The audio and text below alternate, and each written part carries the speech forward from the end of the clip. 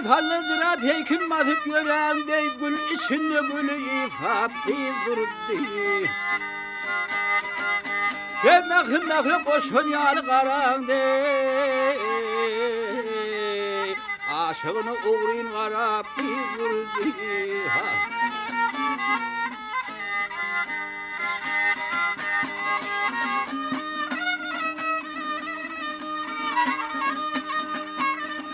Ey tarışlar taryalı karşılar kakışın mülayim yılgırıp uğrayın bakışın.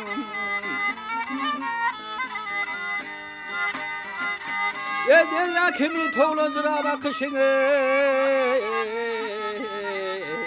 Aşığının et içinde kıyırdı. Hay. Ha. Ha.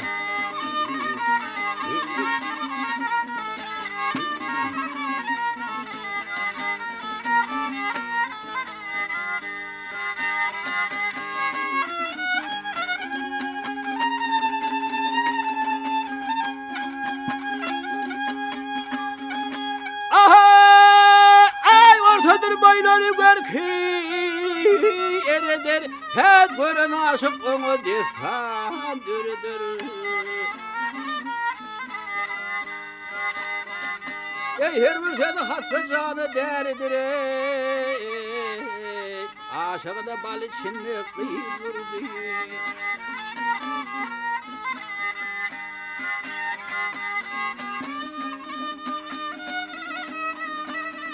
Et adlı Aydar kimden doğru sözünü sense olsa seyrettirir gözünü. Ya bağ içinde seyran etti ödünü. Aşığını gül uzattı kızdırdı. Hay. Ha. Ha. Ha.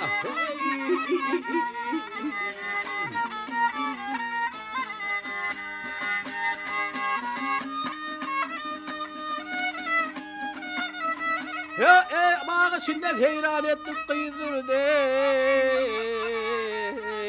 Aşığını uğrayın karab kızdırdı.